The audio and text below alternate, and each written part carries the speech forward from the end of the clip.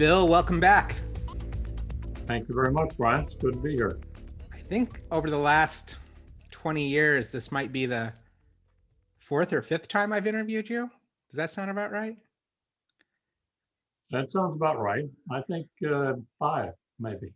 Yeah, it goes back. What year did you join the NSA? 1962. 1962. And you were there 4 years, right? No, I'm just kidding. you were there throughout the entire Cold War and then some, right? I was there through the end of the Cold War, yes. Yeah. Well, you have this extremely long career with the NSA, of course, finishing up as the deputy director. You've been CEO of publicly traded companies. Now, of course, you're a venture capitalist. So you've worn many hats. Clearly, you're an underachiever. So when did you decide or figure out that, hey, you're going to be pretty successful in life, and you were destined to do some pretty great things? Did a switch flip, or was it a long process, or how'd that all happen? It actually came in 2 installments. The first installment came before I even went to college. I was elected president of Key Club International, a 65,000 person organization that was internationally based. And I traveled 125,000 miles that year and gave probably 40 or 50 speeches. And while you're still in high school, still in high school. While I was still in high school. Wow. And so I said, well, maybe something will come out of this. Didn't think much more of it because I worked my way through college as a civil engineer and also did some electronic engineering. And then when I got to NSA, I think the turning point was when I, as a person who had only been there for 5 years, applied for the job as a division chief in Japan, overseas. And I got the job. I replaced somebody who was 20 years older than me. And during my time there, I learned the entire business and started my transformation into the technical side of the business. Even though I was technically oriented all of my years, even in high school, I got the formal part of it done.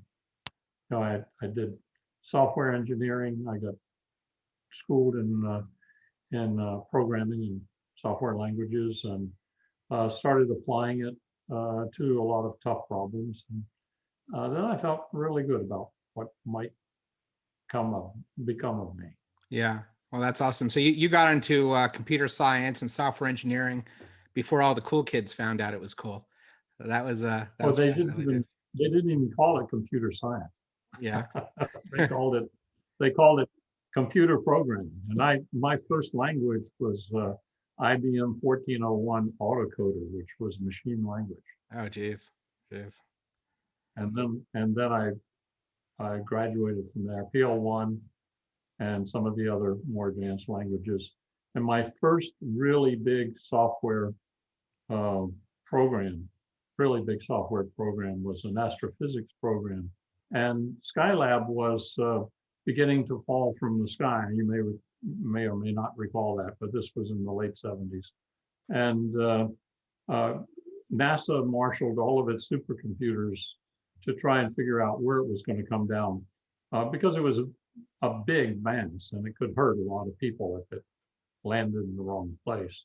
Yeah. And I put together an arsenal, if you will, of TRS-80s and Apple IIs, and pitted my software program against all of NASA's supercomputers.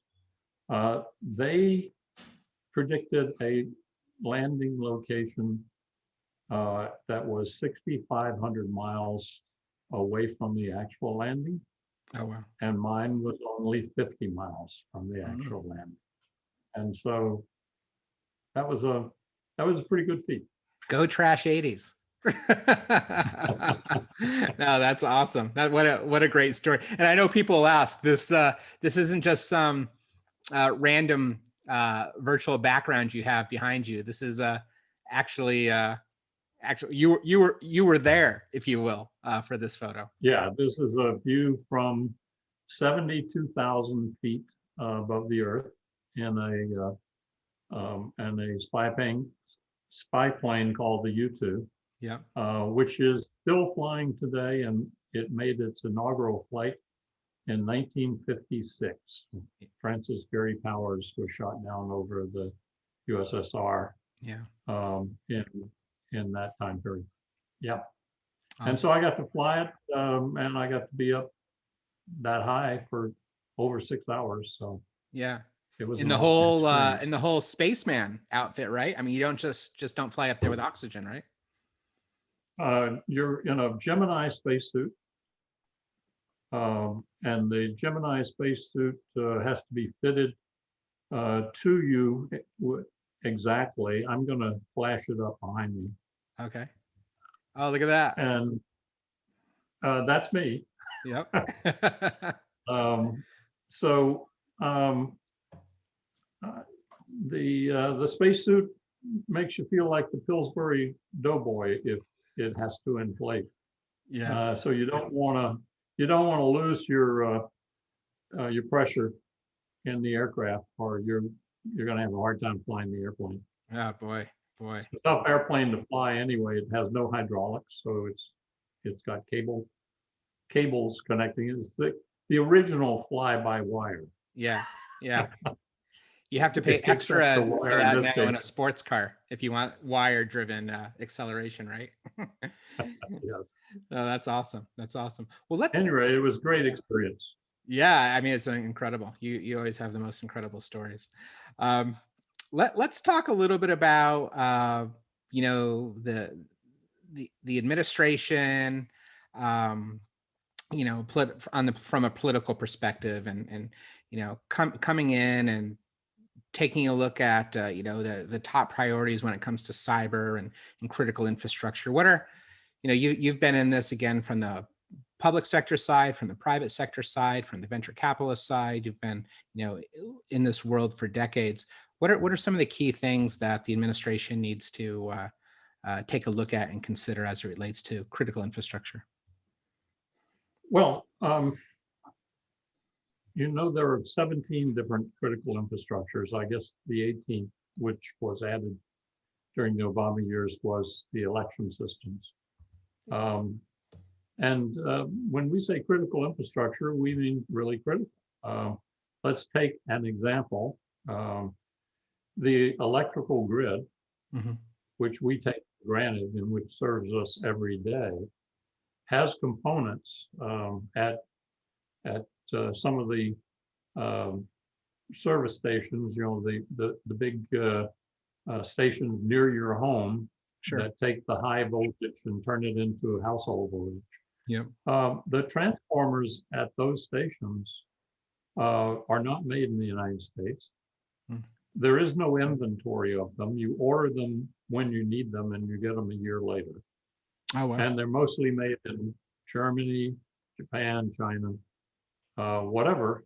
And so if someone were successful in conducting a cyber attack against the electrical grid, we might have portions of the grid down for more than a year. That's very critical.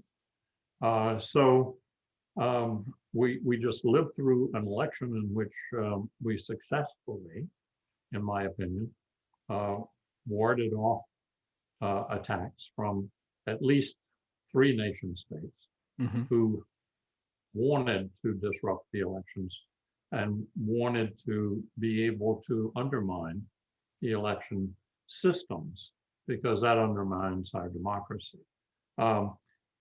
They perhaps succeeded a little bit in doing disinformation, because that's very hard to stop.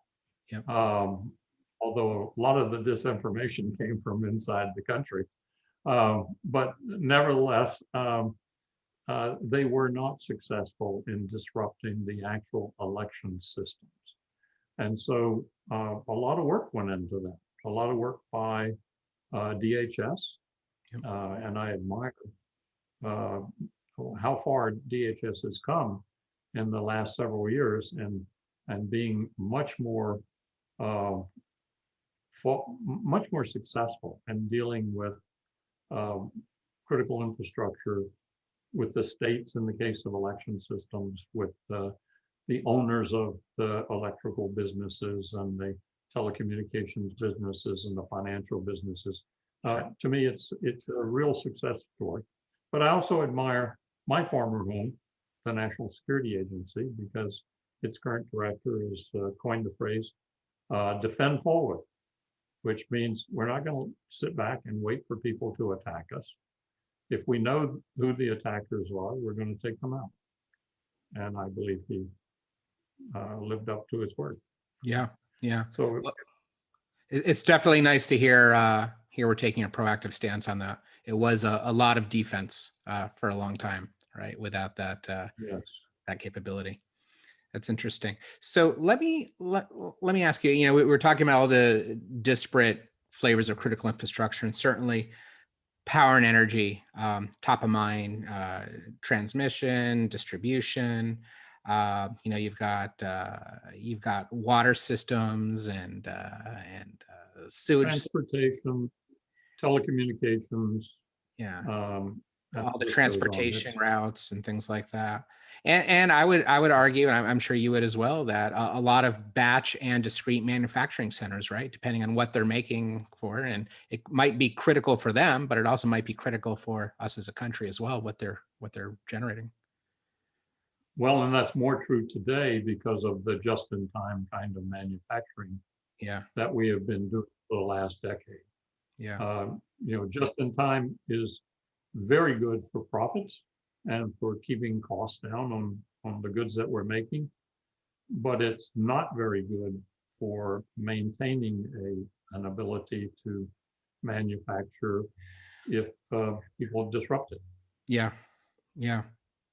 Well, that's for sure. And you know, talking about batch manufacturing, when we start talking about vaccines and things of that nature, and then distribution of those vaccines and those capabilities, it really kind of hits home for everybody. The criticality of those types of supply chains and those types of distribution systems, and all the interdependencies that they have on, you know, freeways and airlines and ships and just everything else. It's a very complex web.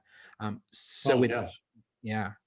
So with that in And mind, go ahead, finish your thought. well, let me just add one Yeah. point, and it's very, very interesting. I think that one of the number one targets of the nation states during the last 9 or 10 months Mhm. has been the pharmaceuticals who Yeah. were working on creating a vaccine for COVID-19. So it shows you that things can become critical kind of overnight, Yeah, and they therefore become targets of cyber attacks. for sure. For sure.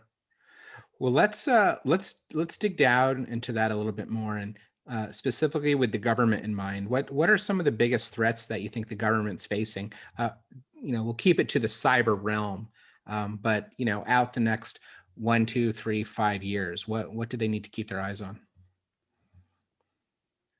Um, well, let me expand that a little bit by saying the government is not only responsible for their own operations, but they're also responsible for making sure that the environment is such that our commercial operations and civil operations are also maintained. And so this has been the year of ransomware. Yeah. Uh, that's been the number one threat. It's affecting our hospitals. Yeah, I was I going to don't say know healthcare why providers have hospitals been are getting not. hit so hard with that, right? But Yeah, yeah, they have really been hit hard. Maybe it's because their defenses are so soft, but maybe it's because it gets the most notoriety, it gets the most notice, and if you're just trying to create noise, it's a very good target. yeah, But also, if you're trying to make money, which I believe the North Koreans have been using cyber attacks for, it's a very good way to make money.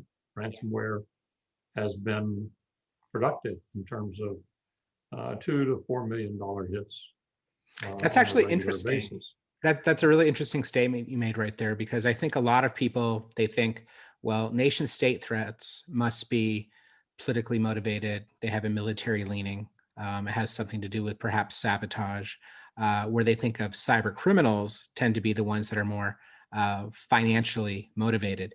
But I think the line that blurs those two is quite opaque, if you will. And of course, it would make sense for some of these nation states that are maybe a little cash strapped, might be leveraging this as a mechanism to make financial gains. I think the distinction between nation state attackers and cyber criminals is considerably blurred these days, because the nations actually hire cyber criminals. And give them safe And harbor allow sometimes, right? Give them safe harbor. Yes. Yeah. So, okay. So I get your perspective on, so the government's focus, of course, one of their areas of focus is keeping the infrastructure active and alive for commercial business. But what are some of the biggest threats then specifically to the digital economy and sort of on the commercial side? So stepping out of the government lens, if you will. Well, the financial side of things is, of course, quite important and quite vulnerable. Yeah. Financial institutions have known that for 2 decades now, and they've been willing to put a lot of resources into cyber defenses, and they can afford to. They're large businesses. I know for a fact that many of the large financial institutions have cyber defense organizations that number 500 to 1,500 people. Yeah. Having said that, so they can afford it. They can hire the people who know a lot about how to do it. In fact, they often hire a lot of my former colleagues. Sure. But the middle market can't do that for 2 reasons. The first reason is they can't afford it. Yep. And the second reason is one that most people don't appreciate. And that is, there is a severe shortage of cyber trained people to do the work. Yeah. In fact, I can go and visit a CISO in a large financial institution, and I can start asking questions about, well, I'm going to make it kind of personal on you, Brian. Are you using your FireEye system? And the answer might be no, because I don't have anybody who's trained on how to do it.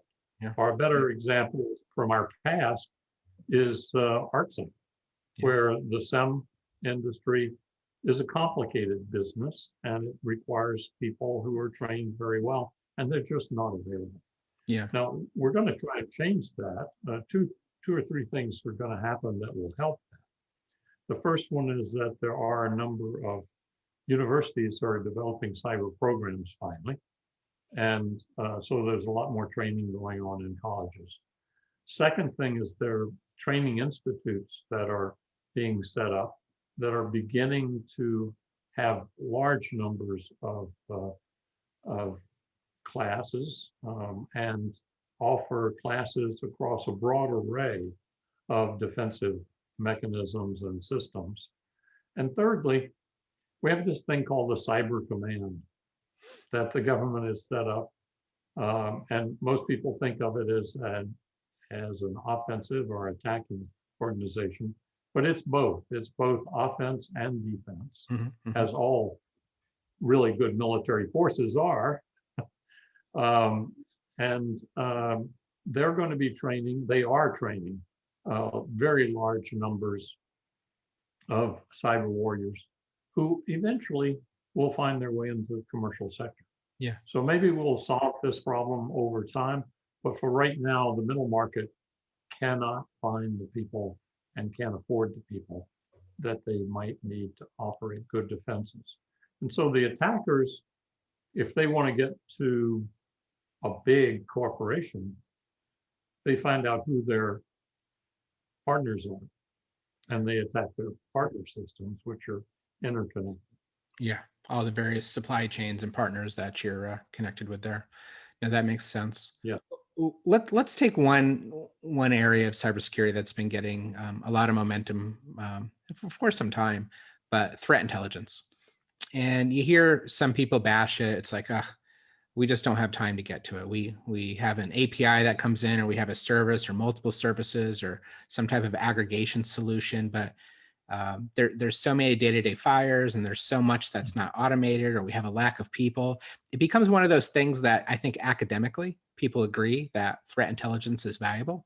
But for most organizations, even the very large ones, but certainly the midsize, they just don't have time to get to that threat intel. And more so, they don't have time to really hire people that their sole focus is on threat intelligence and things of this nature. And they maybe don't even have people that are doing threat hunting and those types of activities. So what's your stance on threat intelligence? You're uniquely qualified to answer this, I think, from your background, but is it even near where we need it to be accessible for the masses, if you will? And what do we need to do to work on that? Well, several things. One is that a lot of the threat intelligence that's in the marketplace today is what I would call the accumulation of threat data from many, many disparate sources. Yep. And the evaluation of those threats is lacking. And therefore, trying to determine which of the pieces of threat information are the most important and most valuable has gotten to be very, very difficult. Yeah. I think that that's beginning to change in two ways. One is that there are companies now who are beginning to add value to the, if you will, the various threat feeds. Yep. As a way of having a business. And I can think of several. I'm personally associated, I'm on the board of a company called Cylink, cyber reconnaissance, that takes one step further. They essentially, using AI and machine learning techniques, mine the dark web for discussions of vulnerabilities, and then make predictions on which vulnerabilities will be the next ones that are being pursued by the various players on the attack side. Sure.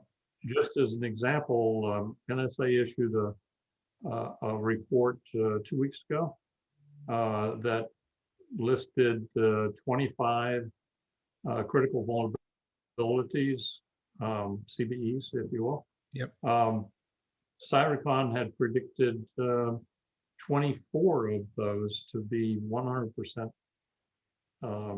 in use. Yeah. Code already written, being deployed, and being used actively against targets in this country. Yeah, that's a pretty good record. Yeah, I think the predictive analytics side is a really interesting piece. That's in that case, you're seeing some gains right off the bat.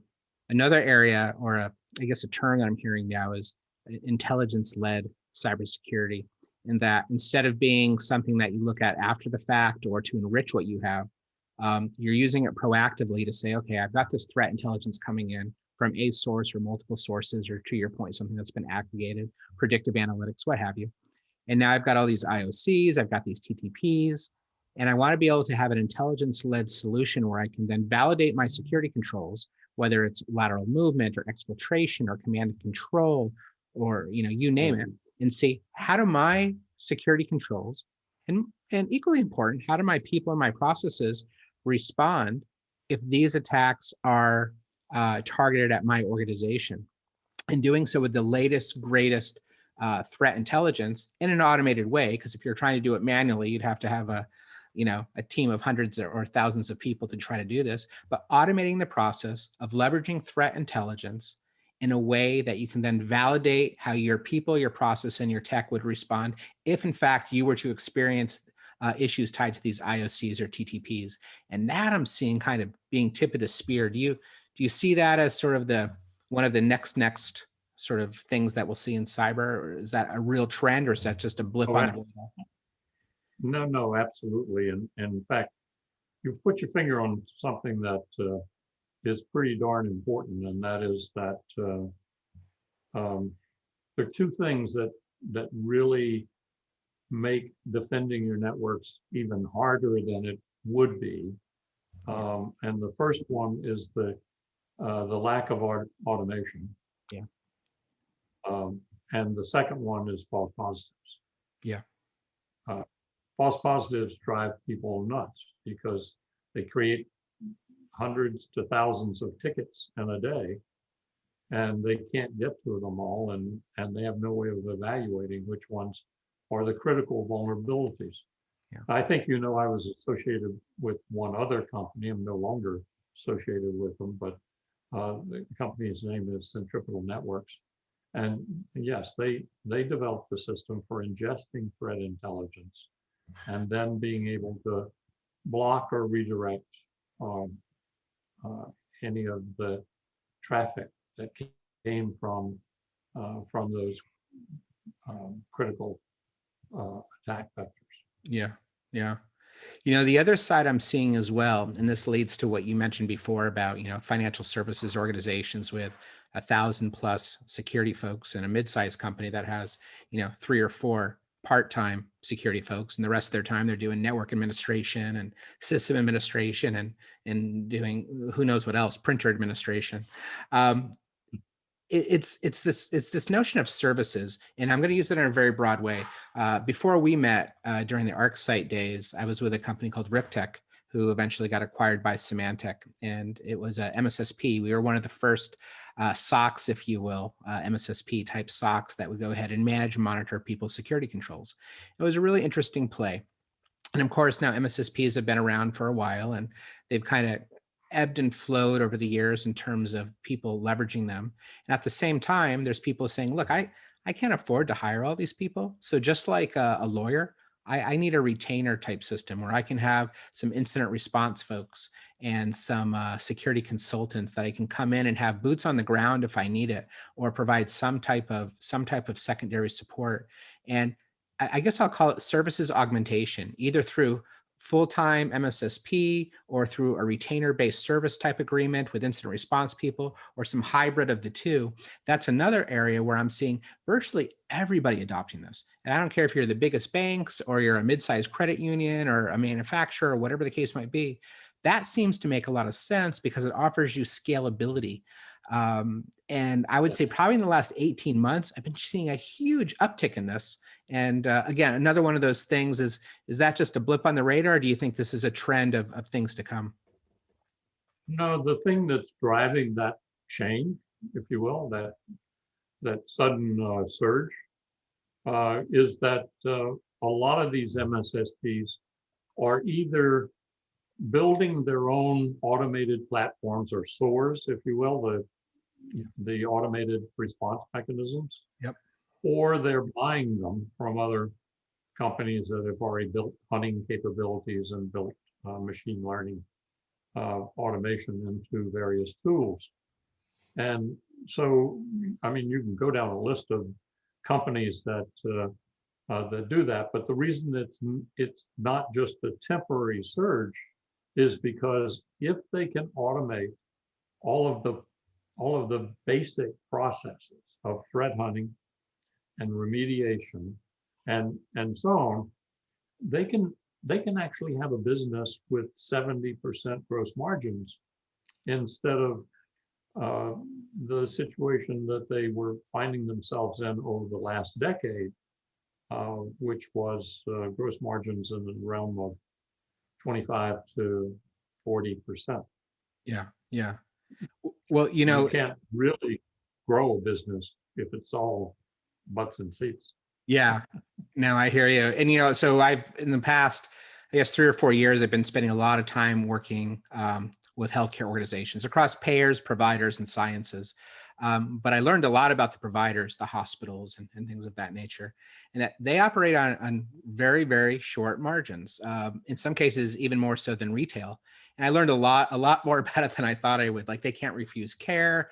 Because of that, they usually operate from about a -15 to a -30% deficit before they even take on their first patient because of that. And there's all these things. So what that boils down to is, for every piece of security gear or every security person I hire, that's a dollar I'm taking away from being able to hire a nurse or a doctor or buy a new MRI machine or do something that's going to actually enhance the patient experience. So there's always this fine balance. And of course, you want to protect the patient data, and privacy is an issue. And you have to make sure these systems are up and running and they're not frozen by some ransomware. But I mean, it's really, really tight. So because of that, for these organizations, I'm finding they're saying, yeah, you know what? We're not going to be able to do it all ourselves. We've got 3 or 4 people that have to run security here. We need to have incident response on tap. We need to have a MSSP to help provide those services and do all these cool things that you and I talked about earlier. Have threat intelligence led this and do this and proactive that and automate. Wonderful. But you got to help me do it, because I'm not going to be able to do it myself. And it's not, we didn't open up a hospital to be the most technologically secure hospital in the world. There's a different business model here. Yeah, but there's one other thing that isn't very obvious to people. Yeah. And that is that one of the other things that impedes our healthcare system is fraud. Yeah. And the healthcare system, particularly Medicaid, but some extent Medicare, they suffer 20% incidence of fraud. Oh, is it that high? That's a lot of fraud. I didn't realize it was that high. And so the amount of money involved is in the tens of billions of dollars per state. Sure. So just tell you a little experience I had a security solution that I was involved with. We convinced the governor of the state that he should adopt it because it would reduce the fraud by a very large number of billions of dollars. Sure. And when he went to run the pilot program, the hospitals, the doctors, everyone rebelled and said no. And when he inquired as to why, they said, your fraud is our revenue. We're going to lose 20% of our revenue. Yeah. If you eliminate fraud. Like, really crazy situation. You must admit. Yeah. That's an awful. Well, if you look at things backwards and upside down long enough, they tend to look right. I guess for them that felt normal. Well, let's do this. Let's take the NSA government hat off for a little bit. Let's take the publicly traded company CEO hat off for a little bit, and let's put on your venture capitalist hat. And you've been in the industry longer than me, and I feel like I've been in it forever. And you see hundreds, if not thousands, of new products come out every year, different products. And this firewall is red, or this firewall is green. This one does this many signatures. This one does that. And AI, machine learning. There's a lot of stuff out there, and a lot of it is a better version of something instead of something truly new. And then there's a lot of smoke and mirrors and snake oil, and there's a lot of stuff. And there's a lot of good stuff that once you get around all the nonsense. But with your VC hat on, what are some of the greatest challenges for you when you're trying to find, the right companies in cyber, somebody that has something that truly can add value, and it's not going to take 20 years to implement, and it only works when there's a full moon and, Mars is in this rotation. It's just real solid value add security controls. How do you get through all the nonsense? So I have this saying, and you've heard me say it before. I think I may have even said it in one of your previous interviews, that I view the security industry as a whole as 1,000 points of light and no illumination. And the whole point of that little quip is that by their very nature, startups are point solutions. They don't have enough money. They don't have enough people to be integrated solutions. Yep. My Fair. big complaint is that they don't begin thinking about partnerships. Everyone's a competitor. Everyone is a competitor in the security industry. So they don't think about partnerships and integration and so on. They just want to dump this stuff on the customer and let him integrate Yeah. or her. And so, it needs to tell the firewall something. Well, you figure out how to get it to do that, because we're not going to do it. There are too many firewall companies. We don't know which one you have. So there's no integration going on at the base level in the startup business of cybersecurity. So the first thing that I look for is something in the startup world that actually has a value by itself and doesn't have to be integrated with other things in order to have value or more value. Mhm. And so that's hard to find. Yep. But there are basic technologies that populate the cyber defense systems, and if you concentrate on those basic fundamental tools. In my early days, the four areas were firewalls, antivirus, which expanded to be malware, hunting, and all of that sort of thing. Yep. Authentication, which I used to refer to as the least, the most important and least deployed technology in security. Yep. And encryption. Okay. Okay, those are the four basic building blocks of cyber defenses.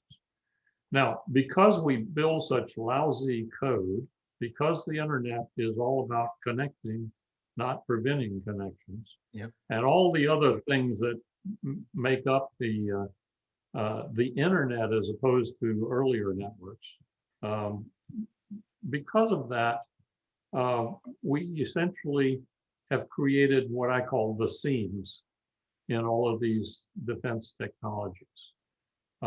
And so most of the new companies now are trying to build a business around finding things in the seams. So they're providing, if you will, integration, but it's integration by patchwork instead of by actually carefully thinking about architectures. At some point, we're going to have to step back and we're going to have to build fundamental architectures that can take threat information, use it in building better firewalls and better ways of managing what gets into your network. We're going to have to segment our networks so that once something gets in our network, it can't move around freely. Yep. So we'll have micro-segmentation and, my least favorite term, but my most favorite thing, universal authentication has this god-awful name, zero trust. Yeah. Yeah. I don't know how we did that. A friend of mine actually was responsible for that name, but it's We're really good worst about name we could applying have given. confusing terms and names to things, aren't we? Yes. The industry. But what zero trust means is you don't trust anybody that gets into your network. You authenticate everyone for everything they do. Yeah. And believe me, that will work, but it creates a lot of friction. Yeah. It's in the easy if you system. have 3 or 4 people And- in 1 or 2 systems. Then it gets exponentially harder, right, to do it well without the right tools. Yeah. Exactly. So microsegmentation allows you to do that with some reasonableness, and again, on an architectural level, rather than on some kind of universal level. Yeah. Interestingly enough, encryption, I'm just coming off of a stint with a company that did encryption of data. So it said, I don't care if you get into my network, I'm going to protect the data, and no one can get to the data unless they are authenticated and then get the keys to decrypt the information. Yeah. That was a that was not a successful business. Yeah. Too much friction. Yeah. Too much. The worry is that somebody's going to make a decision about somebody not getting information that will cost the company more than if they were breached. I've done work with retailers that said if we make our systems too restrictive, yes, we'll stop some of the bad people, but we might stop some of the good people too. And that's going to cost us more than stopping the bad people. So it just becomes a function of how much risk am I willing to take and how much loss am I willing to incur to make sure that the business can operate and keep the true or positive transactions occurring. And yeah, I guess you have to weigh that for everything. That's just not in the cyber world, right? That's just a function of doing, shipping containers, right? How many shipping containers are you willing to lose to pirates before you start putting armed guards on your ship? Yeah. So do you recall the great discussions we had back when we were co-authoring our book on the convergence of physical and logical security, about the tension between CIOs and CISOs? Of course. And that tension essentially boils down to this. The CIO's job is to keep everything running and make sure every transaction is processed. The CISO's job is to make sure that none of those things that get processed are bad things. Yeah. That creates real tension. Yeah. And since most CISOs work for CIOs, guess who always wins? Yeah. It's like if you're a car manufacturer and you're the person that's responsible for quality control versus the person that's responsible for sales. Sometimes quality takes a step down if it's going to impact sales at the end of the day, right? So there's always that ebb and flow for sure in every industry. Interesting. But one thing I just point out that the transportation industry, the automotive industry, is in fact an industry. Yeah. And the security industry is not. Yeah. So why does that create differences? The automotive industry is now being quite successful in selling safety. Think of it. Yeah. You've got all of these new safety things: automatic braking, automatic notification of anybody passing you on either side. Yeah. Really some incredibly good changes and better lights and airbags and safety belts and collision avoidance systems. And and all these, you're right. They're a lot smarter, predicated on safety as being the selling point, right? But that's because at the end of the day, they have to produce an automobile. And it has to appeal to people on style, on efficiency, on safety, etc. At the end of the day, the security industry doesn't produce a car. Yeah. They produce a bunch of nuts and bolts and pieces of steel. Yeah. Yeah. It's definitely a dichotomy, right? As you approach that. Interesting. Well, let's dig down. There's something that's been talked about a lot lately. That's CISA, so the Cybersecurity Infrastructure Security Agency. Tell me what you think of the job that DHS is doing with CISA, and maybe for those that aren't familiar, you could give just a little background on what the mission is. CISA, what is it that they do? What's that all about? CISA is the portion of the Department of Homeland Security that is responsible overall in the government for the defense and safety of networks in the government and in the critical infrastructure companies. That's their mission. Yeah. As opposed to NSA's mission, which is the same mission except applied to intelligence and defense systems, so DoD and the intelligence agencies. I was actually involved in helping to set up DHS um, in the legislative sense. I was on the Markle Foundation task force, and we were one of the groups that recommended that it be done. It took forever for DHS to be able to build the internal organizational structures and get the people that could make it work. And I have to, my hat is off to the director of CISA. I haven't ever met him.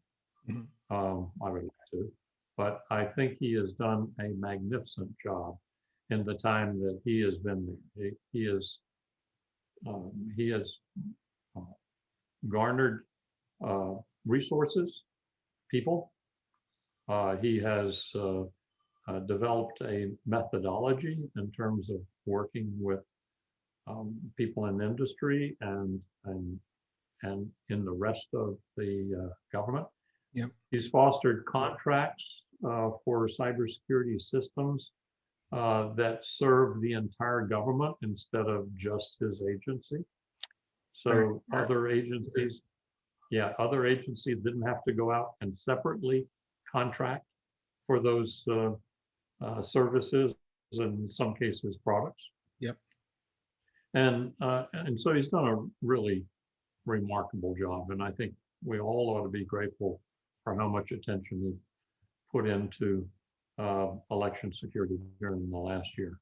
Yeah. And by the way, he didn't start a month ago either. It started, a year or two ago. Yeah. Yeah. No, that's great to hear. Well, how does that compare to Cyber Command? So, what are the key differences there, and what are they focused on right now? Okay, Cyber Command is essentially the military structure that is responsible for defending the networks that are used by our military forces to fight wars. Mm-hmm. And they are also responsible for using cyber as a weapon against our enemies during conflicts. Sure. Notice I didn't say wars. During conflicts. So they have an offensive and defensive capability that can be leveraged at different times when needed. That's right. Okay. When needed. Okay. Is there any overlap between Cyber Command and CISA? Mission overlap? No, I don't believe so. Okay. In terms of tools and techniques and so on, I think that they certainly have a lot of reasons to do information sharing. Sure. Between them. Very cool. So here's the same people who are attacking U.S. government civil agencies are also attacking defense networks like DISA. Oh yeah. I would assume the information that they have on the who and the how and the motivations and the tools and the all that just is has to be shared. And it's interesting. I've been seeing, we talked about threat intelligence earlier, but a lot of the different ISACs, financial services ISAC and the retail ISACs and critical infrastructure ISACs, a lot of them are also sharing now as well. And there's a federal component that comes into that. So just over, this is maybe, I'll even say the last 2-3 years, there's been a lot more sort of public sector, private sector sharing where everyone's pushing that intel in. And for a while that wasn't happening. But it's good to see that. And certainly intra-government organizations makes a lot of sense. Well, and it's totally essential. I mean, the threats are the same, the techniques are the same. In many cases, the code being used to carry out the attack is the same. For sure. And so, if you go on the dark web, you can't tell who some of these players are working for. Yeah. I mean, some of them are criminals, some of them are hacktivists, and some of them are members of the whatever army. Bill, I can't even tell who's who on Facebook or Twitter. let alone in the dark web. I mean, I think that's my mom, but I don't know. She's creating a lot of weird memes. Well, it's interesting, some of us had all of our records stolen by presumably the Chinese uh, from the government agency that held all of our records, even for classified Yeah, I remember that. access. And that has enabled spear phishing attacks that are truly remarkable. Yeah. And it's very, very difficult today to distinguish between a fake email with all of the logos and everything else, in the right place, from something that is not nefarious. And some of us have learned techniques. I'm sure you have. You probably roll over every link you see on any page, whether you need to or not. Yeah. You get Just habits, to right? see where it really came from. Yeah. Muscle memory. Yeah. Well, let me ask you, somebody that has sort of lived through the front lines of the actual Cold War. You and I have talked about many of the Cold War stories, and that we won't get into now. People can certainly listen to the older podcasts, but some great information from there. Are we in a cyber Cold War now? You're seeing that term thrown around a lot lately. From your perspective, yes, no? I started asking that question more than a decade ago, because it seemed very much that way to me. When national means are being used to undermine whole countries, and these are countries that you're not at war with, Yeah. in a physical sense, then I would call that a cyber Cold War. Mm.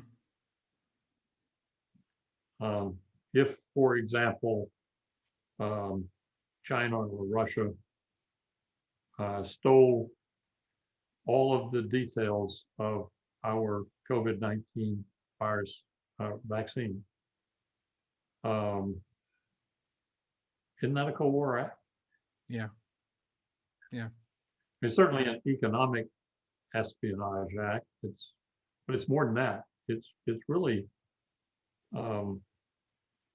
helping themselves over our success, or even worse, they might inject bad information into some of those files, Yeah. and impede our efforts to develop a vaccine.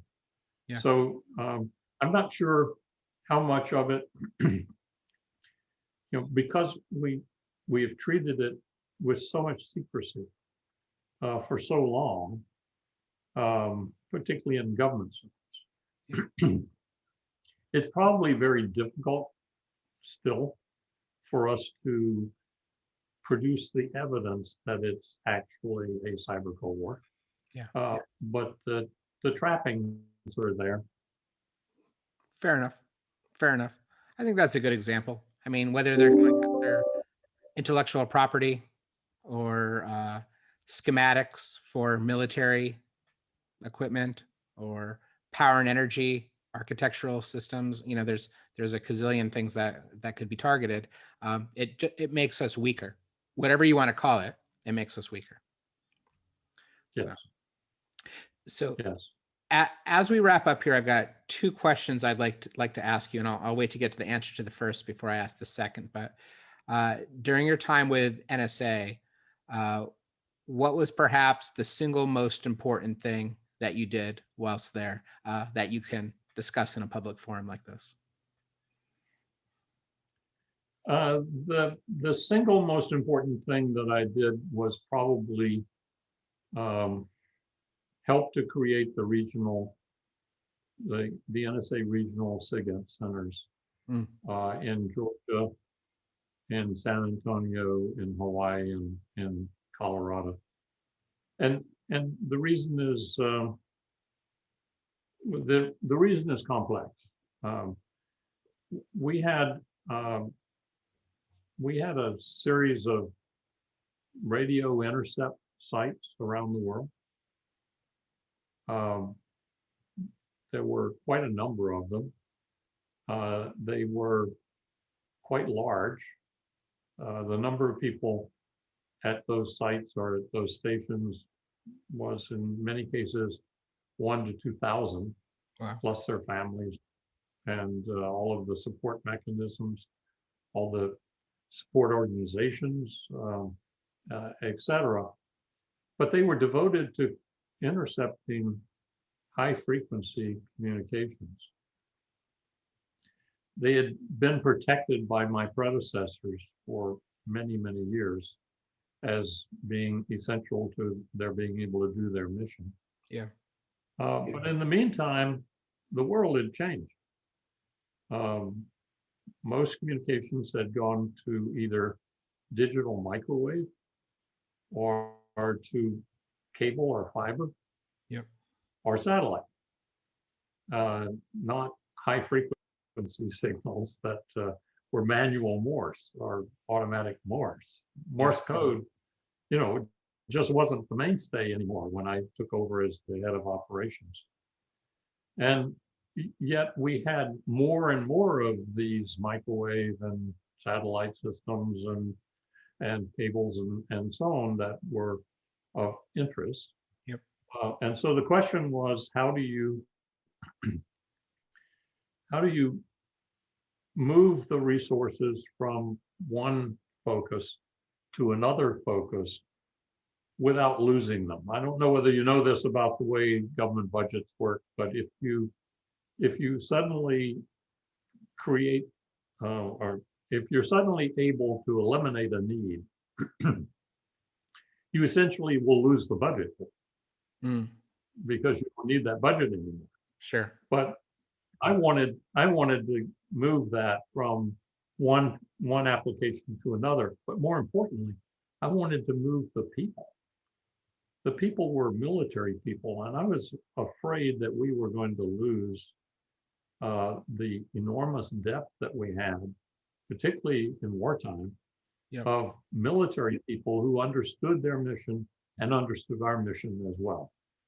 And so what we did is we enlisted the help of the senators from Georgia, Texas, Hawaii, and Colorado to help us hang on to that money so that we could move the military from their bases overseas into these domestic bases, where they weren't going to be doing the same things, but they were going to be contributing mightily to the overall mission.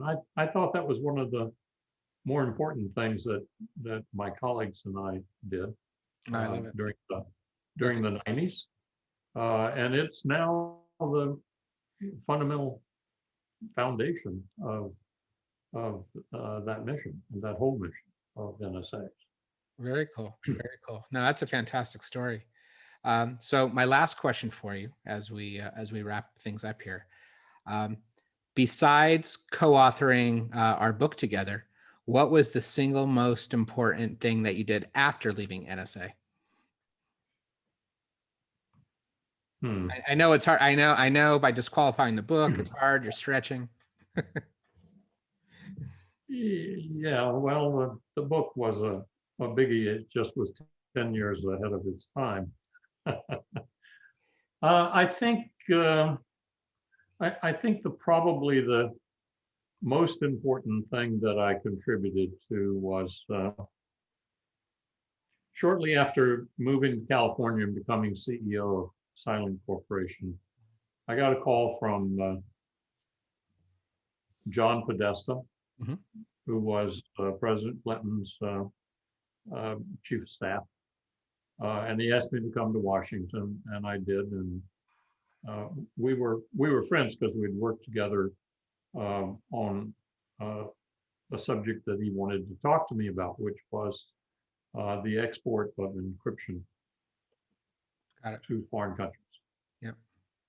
And he was asking me to do something very interesting, and that was by way of joining the President's Export Council and becoming the chairman of the subcommittee on encryption.